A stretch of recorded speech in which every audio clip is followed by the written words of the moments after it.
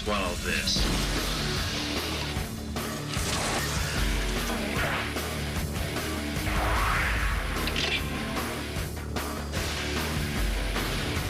Guys, welcome back to Horror Talk, episode 18 coming at you.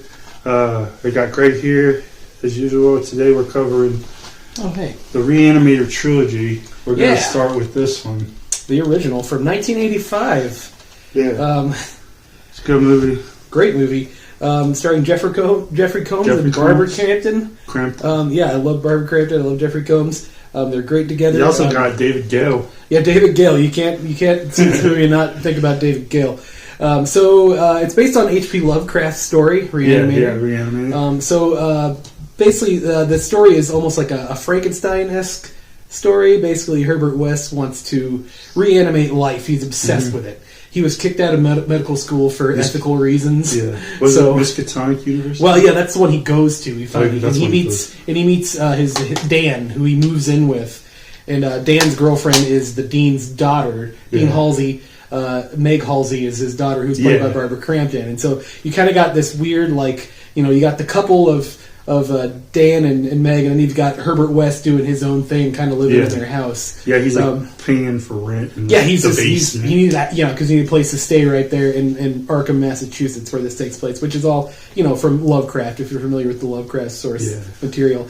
But so basically, one night the cat goes missing. The cat goes missing, exactly. you wanna show him your autograph. Okay, let's point it here. I met Jeffrey Combs back in 2017. He wrote "Cat's Dead" details later in a little sticky note. So as we know, the cat is the first thing we see reanimated in the movie. Yeah. So he's got this crazy glowing serum right there that he injects into. It can even just be like a body part, like David Gale's head, and it'll reanimate it. If you haven't seen the movies, And so this is a very wacky zombie movie, essentially, like Frankenstein zombie movie. Yeah.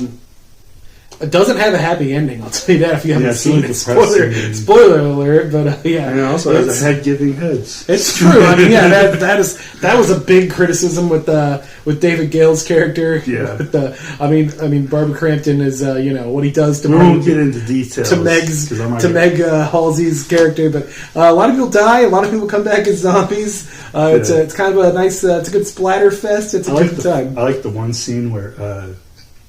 The guts, he's like overdose. Oh yeah, and then the tentacles come out. Yeah, the guy's chest. Oh man, yeah. There's Herbert West. Some really cool practical effects in this series. I mean, there's 3 movies. We're going to talk about all 3 of them here. Yeah. Great practical effects. Directed by Stuart Gordon, which I think he probably does the best Lovecraft adaptations. In my opinion, he had to go to a library to find the story or something, if I remember, and. The book was falling apart. It was an old original print or something, and he just wrote down the story. Yeah. From whatever. So I've read some Lovecraft, but I've never read this story, so I don't know how accurate. From what I understand, it's not super close to the original story, but Yeah, it's just a short. Yeah, it was a short story to begin with, so but I think this movie. I think Stuart Gordon kind of makes this movie, and Brian Hughes as a producer on it. We'll talk more about him later. I think it kind of made it their own thing, which I think is good. It takes place in modern times, so 1985. Yeah. When it takes place, so good, just a splatterfest zombie fun. I like when he goes to David Gale and he's like, "You'll never take credit for my work. Who's going to believe a talking head? Get a job at a sideshow." That's right, because David Gale's he's the professor. He's a professor, doctor at this kind of university. They're kind of rivals, and they butt heads because they have differing views on on life and death and reanimation of cells, because essentially he is a mad scientist. Dr. West is he's a Frankenstein type character. Cartoony. Oh yeah, looks really cool. Yeah. So he is like a Frankenstein character, obsessed with reanimating life. Yeah, it's really amazing. The effects are amazing. The story's great amazing. Effects. Fun story. It's kind of considered a horror comedy because it does have some kind of ridiculous, outlandish, like the cat coming back to life, and it's a lot of fun. And then the sequels build on that even more. Yeah. I feel like this is the Anchor Bay release, and this is the Arrow Video release. This is regular theatrical cut. Yeah. Director's cut. Yep. And we saw this one on the big screen. I was gonna say, do you have a preference? I like the director's cut. I think I like the director's cut better too. There's actually a scene I've seen somewhere. It's like it was edited out, but it might have been a deleted scene where West is shooting up the serum. Oh yeah, he tested on himself because I don't think that was in the original cut of the film. It might have been in this one. I think it was in the director's cut. Now you say like a deleted scene or something. But yeah, that is Re-animator. Now we're going Bride of Re-animator. Bride of Re-animator from 1990. You just watched this one? I did. So I'd seen them all like several times, except for the third one. We watched that one not too long ago. But this is the one I'd seen like the most amount of time since I'd seen it. So I'm like, I'm gonna revisit it. Plus, I really like this one. I don't think it's my favorite. I think the first one's still my favorite, but this one's it's the best sequel. It's pretty. It's a pretty close. Like in terms of just how good the movie is, it's pretty close. I think this is like a Bride of Frankenstein. So obviously, it's obviously an homage to Bride of Frankenstein. I mean, it's already a Frankenstein story. The first one, even. So this one takes it even further. Which sadly, this one does not have Barbara Crampton in it. Yeah, she was too busy doing her soap operas. She was doing. She was like on Young and the Restless or whatever. So they couldn't get her to do this film. And but essentially, this movie also, I never thought about it, but it kind of reminds me of Frankenhooker, where like they make the bride out of various parts, like the hands of a waitress and the feet of a ballerina, and like just cobble together the perfect woman. And, yeah, that is kind of like Frankenhooker. Yeah. Except he isn't drilling himself in the head. True, that is true. And so I just say he's that making bodies in like this like brick wall. Yeah, yeah. They have like their laboratory. They're in a different place. Their laboratory like goes against like the wall of it. It's against like a crypt. So like they can like break into the crypt and get fresh bodies. So it's like perfect for them. But I was gonna say Meg Halsey, Barbara Crampton's character from the first movie. Mm-hmm. He has her heart. Yeah, how did he get her heart? I don't know how he got her heart. Like, we never saw her actually, like, what happened to her after she died, because the first movie ends with her on the table in the hospital, just flatlining, and then it ends. And then he injects it. And that's all we know. So we don't know how, like, I wish we would have got that, like, fill in that gap. Yeah. But we don't know, but he has her heart, and so Dan still, obviously loves the character Meg, and so he like is obsessed with reanimating the heart and then putting it into this bride, the bride they're making. And so that's spoiler if you listen. This part is a spoiler. The woman is that he's dating it. The new woman is like Francesca. Is what they use the body. Is that what they use the body for? No, she's not part of the. She's not part of the experiment. Nah, I can't remember. She kind of stumbles in on it, and she stumbles in on them when they're putting together the bride. That's right. So, I haven't seen it in a while. And so exactly. And that was a cool.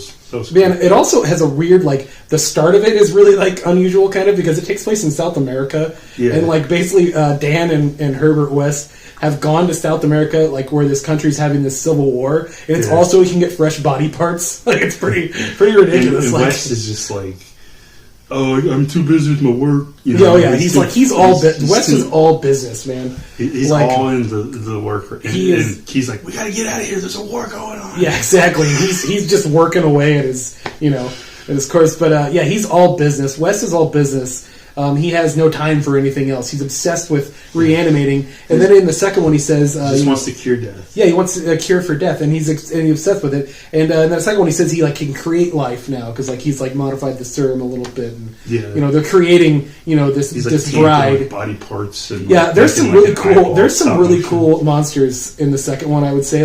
The zombies look great in the first one, don't get me wrong, but they're kind of just more standard zombies. In this one, you get the cobbled together things. There's this monster that's made out of 4 fingers and an eyeball. Yeah. It's just little 3 fingers running around with an eyeball on top. Stop motion. Yeah, it's really cool looking. And let's talk about the one creature in the wall. Oh yeah, there's a lot of them. Actually. There's a bunch that come out. There's one with a face and then a face on the back of the face. Yeah, a face. Yeah, stitched together. There's one that's has one. It's a head with one leg and it hops around on it. Yeah. Also, David Gale's character, who was reanimated as the head in the first one, he comes back because there's this other doctor who injects him with the serum, and he comes back, and at one point, because he's only a head, he can't move around, so the other doctor grasps bat wings onto the sides of his head, and his head flies around. That's really awesome. Cool looking. Yeah, really cool looking. Yeah, they get the head. Yeah. But yeah, Re-animator 2, aka Bride of Re-animator. Definitely great worth movie. your time. They showed this on the drive-in as well. They did. Yep. Directed by Brian Usna this time, who was a producer on the first movie. Mm-hmm. So, but yeah, any final thoughts on that one? I really like it. It's a great sequel. I mean, like I said, it doesn't surpass the first movie, but it's pretty close. Yeah, because like I give this one 4 stars out of 4.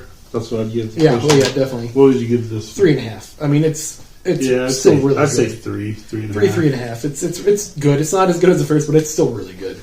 Yeah.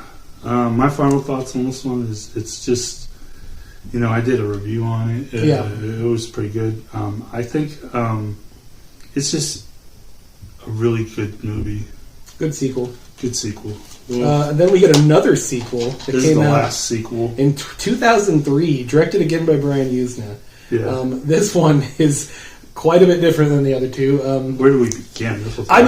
It's a different plot. The character of Dan's not in it anymore. But he's got a new protege. He does. He has a new protege. So we got to say this. He takes place in a prison too, because I guess Dr. West finally got caught and in prison for doing all the immoral, illegal things with the corpses. So we assume he did. We don't know exactly what he got busted for, but let's be honest. The guy was a grave robber, and he murdered people. So kind of ghoulish. Yeah. So he gets put in here, and this new doctor comes to this prison. And he has heard about Dr. West's work before, and he's obsessed with him. And so he gets Dr. West, who's a prisoner, to work with him. In the beginning of the movie, witnesses one of his doctors. That's part of the origin story. West zombies, corpses, or whatever, kill his sister. Kills his sister, yes. And that was the beginning. So that was kind of the motivation. He was like a little kid. And so he knows. He knows a little bit about and so he's obsessed with it. I mean, he's definitely West's protege. He's a lot like him in a lot of ways. Yeah. And so, the whole thing takes place in a prison, and, obviously reanimated prisoners. There's some ridiculous creature effects in this movie, too. Yeah, there's also a guy shooting up the serum in this. He's like, He keeps on taking more serum, He's like, this is good. That guy wanted to do any drugs he could get his hands on. That guy was a ridiculous character. Yeah, and you got the one guy who was just a torso. Yeah. And he's climbing around through the prison wall ceilings. That was really creepy. Yeah, man, that was awesome. I mean, it's a really weird warden guy. Yeah, he was in. He's kind of the main bad guy of the. And then you had, there's just a lot of cool special effects. Yeah, I mean, it's another Re-animator. He also makes this. What didn't he make this thing that, he made a new invention or something? I can't remember. I can't remember either. But you guys see it, you know what I'm talking about. It's a fun movie, but this is probably 2.5 stars. 2.5 stars. That's what I was going to say. 2.5 stars. So, I mean, if you're a big fan of the franchise, it's worth checking out. Yeah. If you haven't seen it, but it's not the best movie. Yeah, here's my autograph again. I was going to say, when you met Jeffrey Combs, didn't you ask him about doing another movie? Yeah, I asked him. I was like, Jeff, are you ever going to reprise that role? And he's like, oh, that ship's kind of sailed. Too bad. But I'm glad we got 3 movies out of him. Yeah, Joe Bob asked him the same thing on the drive-in. He did. He's like, but I don't remember what he said. I think his answer there was only time will tell. So, I mean, he definitely didn't say... No, I wouldn't think so. I would not think so.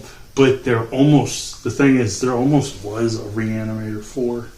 Oh, really? House of Re-animator. Where they were going to resurrect a dead president or something. Oh. And so that one didn't get made? I don't think it got made, but there's a script or something. Oh, okay. Or some sort of news on it online. You guys want to look it up.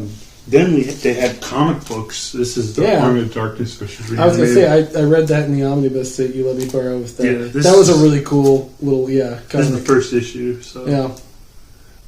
Cool little comic. Ash does battle with this. I mean, Ash likes slicing up zombies, so why not so bring if you like that kind of zombies? thing, check these out. That's cool.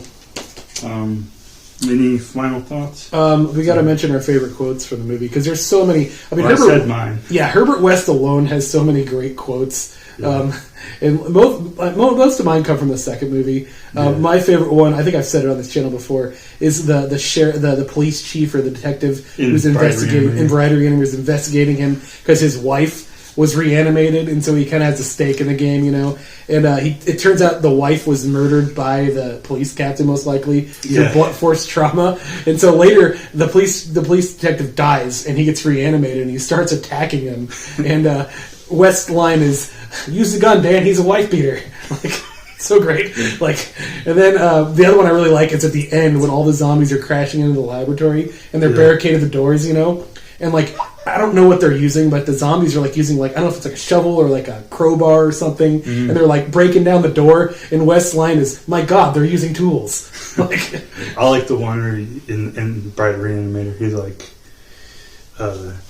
I will not be shackled by the failures of your God. That's right. This is my creation. That's right. There's so many good. Like West has so many great lines in these movies. Well, what's cool is when I met Jeff, he said he was a theater actor. Oh, definitely. So he's got that theater vibe to him, for sure. I mean, yeah. And that's why he was on the for Bright Re-animator. He was on The Last Drive-In, and you know, Joe Bob interviewed him, and he was talking about his theater background, how he used to do Shakespeare and stuff. And so like it does kind of show with his performance, you know.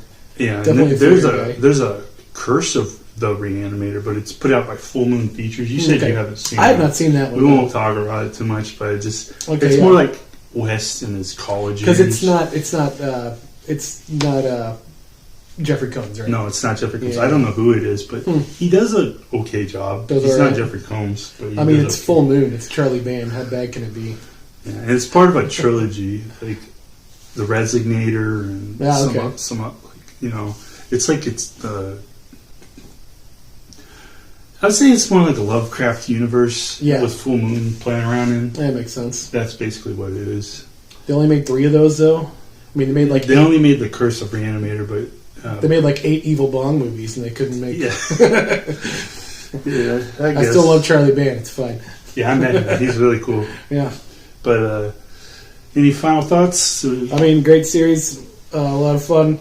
I mean, can't recommend them enough, especially the first 2. Yeah. If you're a big fan, watch the 3rd one. But I will say this: if you have spine chillers, check out Doug Bradley's Spine Chillers. It's narrated by Doug Bradley, but Jeffrey Combs does the Re-animator stories, and they're like other stories in the okay. So yeah, if you guys can find Spine Chillers, look that up. It might be on YouTube. Yeah. But my favorite quote, like I said, is probably the one I said in Bright Re-animator. And then the first movie, he's like, God, there's so many. But I mean, he's it's a well written movie. It's fantastic. Stuart Gordon, rest in peace. Thank you for that movie. This is really good. Don't forget to like, subscribe, and let me know what your favorite Re-animator quote or scene is or movie. Put it down below. Let us know, and I will see you probably next month. See you.